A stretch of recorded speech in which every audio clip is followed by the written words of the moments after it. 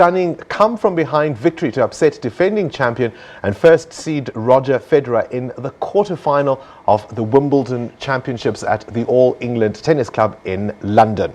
Yeah, this is the breaking news tonight. There is a possibility that South Africa will be represented at the Wimbledon final. Anderson had to overcome. Look, you are a traitor. Let's not go there. I think we should put our conflicts on the table. I'm very excited about this, although Roger Federer is one of my favorites, so it's hard to not support him. But Kevin Anderson, I put the country first. You have a different view. Well, not the first Kevin rather, because they're becoming the first South African in the last four since Kevin Curran in the mid-1980s. For more of this, of course, we talk now with Simon Burke, our sports anchor. Simon, good evening to you. I mean, you could not have predicted the outcome of that match, certainly not going by the first two sets. It looked like Federer was just going to cruise through. Yeah, absolutely. Look, he was dead and buried. I mean, the first set took 26 minutes. Yes, 2 sets down, and also he fended off match point in the third. It's credit to Kevin Anderson's tenacity. We've been speaking to tennis experts about him for a while now, and he's changed a lot of things. He's become more meticulous, more scientific in his approach. He's not just the big serving South African anymore. He's somebody who comes to play now.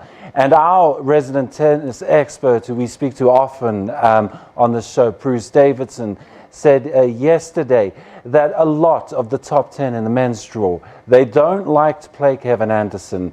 And I think we saw today, Roger Federer definitely had a bad day at the office. But it's not just technical skill. I mean, now there's a psychological battle. Roger Federer is huge, so he's won that one. But does he have what it takes to go through and that pressure, the crowds, the world watching against the biggest guy? I think that's my point. We stopped seeing Kevin Anderson, the one-hit wonder, who used to get to the fourth round in a major, and then Thomas Burdick would put him to the sword. He got to the final of the US Open last year. He fell to Nadal, but that was his first taste of the big leagues. That was his first taste of a massive stage. Now he went to Wimbledon. Okay, yes, it was court one. Federer hadn't played there for 3 years, so perhaps unfamiliar surroundings for Federer, the Swiss maestro. But that's taking nothing away from what Anderson has accomplished and what he's now looking to do. As I said, no more is it a happy-go-lucky, big-serving South African. And he's up against either Milos Raonic or John Isner. And yes, it would be easy for him to look past them and look to the final. But I think with him and with his camp and with how they've set him up, it is about now all the focus goes on to Friday and to the semi-final, and it's the first time for him. Well, of course, I mean, it's a big hurdle to still overcome because the winner of the match between Nadal and Del Potro is certainly going to be a formidable opponent. Absolutely. But as Francis says, the psychological barrier of being rid of Roger Federer is certainly a great boost. Yes. And that's what happens with the men's draw. I mean, the heavy hitters, they just keep coming at you. And so if it's not Federer that you get rid of, then perhaps it's going to be Nadal or it's going to be Djokovic. And those are names that do send a shiver down most professional spines.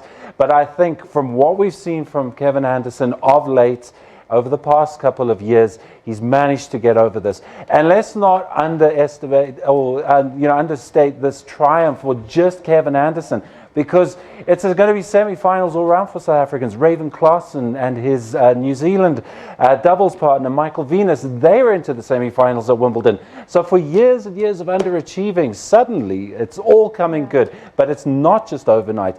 These are guys that have been grafting and grafting for years, and it's now paying off. I have to come in here because Francis accuses me of not being a loyal South African. Of course, there's been some difficulties around Kevin Anderson playing a lot more of his tennis in the United States at the moment. So can you clarify exactly how strong is that South African connection? No, we claim him. We claim him, absolutely. And he also he has ties to the country. His parents live here in Johannesburg. He is a Johannesburg boy. But he did come to the fore at the University of Illinois.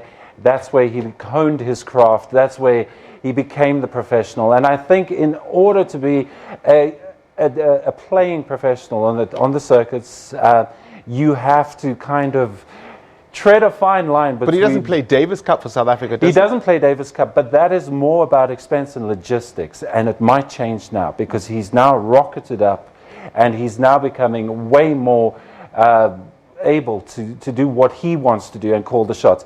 Whereas beforehand, it was you had to be able to plan how you were going to go about things, because it's not easy being a tennis professional. It's not all Roger Federer and Rafael Nadal and the millions and the millions. No. The guys that are grafting down on, in the coalface, and that's what's happened to him. He's earned his stripes, and now we're going to see what happens. So just ended on your gut feel, Simon. Do you think he can get to a Wimbledon final, and do you think he can win a Wimbledon final? Look, I think he can get to the Wimbledon final. Winning it, let's see what happens. That is going to be based on what he learned at the US Open final last year against Rafael Nadal. But he's proved now that he's able to learn, he's taken the challenge head on. And if anything, what we saw today, 2 sets down, match point in the third, to come back and to beat the great Roger Federer, Anderson, He's certainly got the beat. Anderson. Let's leave it there. BMT is what they call it, I think. Big